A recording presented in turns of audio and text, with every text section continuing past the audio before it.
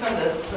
I received something from my niece, actually, which thought it's an interesting way about women in business, the role women plays, and how's that different, and do we complement men in leadership positions. And it struck me how women in South Africa have been socialized and are socialized, and how sometimes that's been very different to our male counterparts.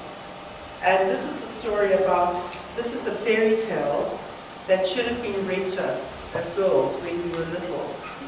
Once upon a time, in a land far away, a beautiful, independent, self-assured princess happened to sit next to a frog as she sat contemplating ecological issues on the shores of an unpolluted pond in a verdant meadow near her castle. The frog hopped into the princess's lap and said, "Elegant lady, I was once a handsome prince," until an evil witch cast a spell upon me. "One kiss from you, however, and I will turn back into a dapper young prince that I am. And then, my sweet, we can marry and set up housekeeping in your castle with my mother, included, where you can prepare my meals, clean my clothes, bear my children, and forever feel grateful and happy doing so."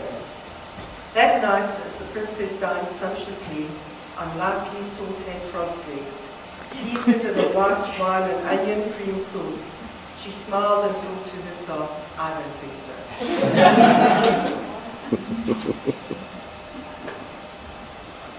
Corporate social responsibility, what does it mean? I think in essence, if we think about corporate social responsibility, it's very closely linked to governance. And governance is a hot issue not only in South Africa but globally.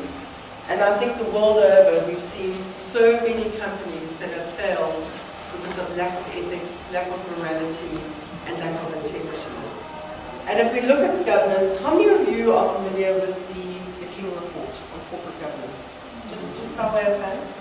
Okay. Triple bottom line, it's really about balancing the financial criteria, and if we look at the three elements, it's financial, and our male counterparts have been very singularly focused and very good at driving the financials of businesses. It's about environmental, so having a concern about the environment and being sensitive to the broader issues, and it's about social issues. And the thesis, and I'll share with you some of the research we've done around women on boards, is that men and women tend to complement well, and together with a more diverse boardroom, you get a better quality of decision making. I remember when ETV interviewed me after an award I'd won, and they asked me about governance, and they said, "Do you think governance is difficult?"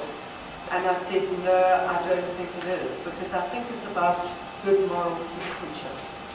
So I think people who have an intrinsic moral fiber, a commitment to integrity, and I think that's a value system that gets instilled.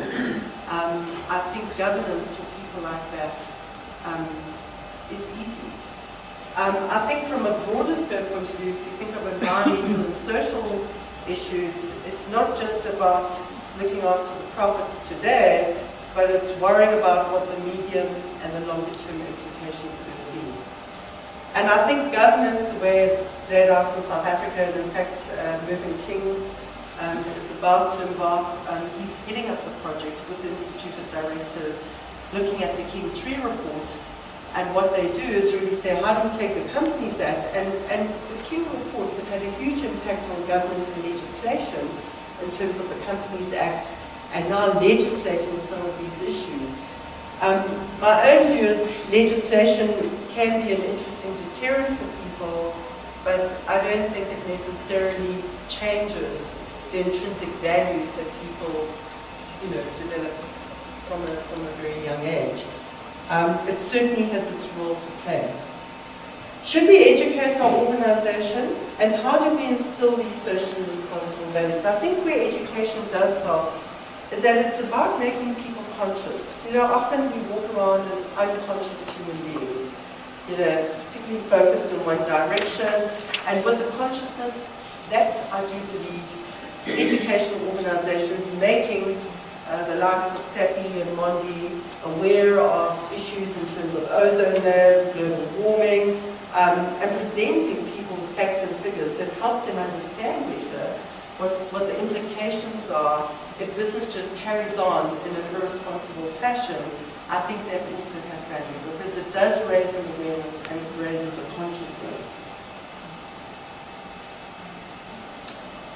Do we hire for these values? And one of the questions posed,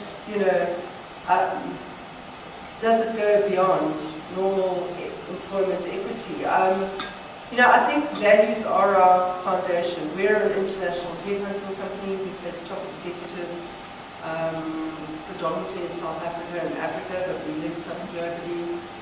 And if I look at our process of screening people, in that process, some of the critical questions we ask people, what in life gives you a kick and why?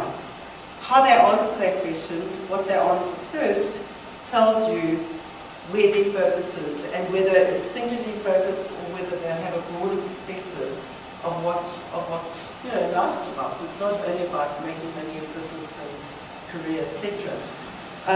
The other question we usually ask is, what in your own family background and upbringing really shaped your values and goals? And it's quite interesting in our process in matching a potentially suitable executive to an organization and their values. Those questions are so critical in understanding the nature of the individual that you're getting. So yes, hiring for them, testing for them, I think that's part of it, and an important part of it. If we have a look at the world of work, and we know, and I'll share with you some of the latest numbers around women in executive positions on boards, etc. We know the numbers not only in South Africa but globally are still very low. Our working world has really been dominated by men to a large extent. And if we look at the old model of the world of work, there's a video that perhaps exaggerates the point a bit, but certainly highlights the point. When we asked Reebok to send us Terry Tate, some people thought we were crazy. But I'm a firm believer in paradigm breaking, outside the box thinking. Anyway. It was over 15 minutes ago, Mitch! And since Terry's been with us, our productivity has gone up 46%.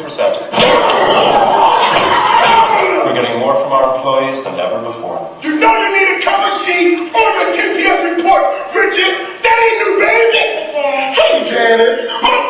But what's really impressed me is how Terry's become part of the Felcher family. He fits right in here. That's a little bit small, Doug! To be honest, I wish Reebok sent us 10 Terry Tates.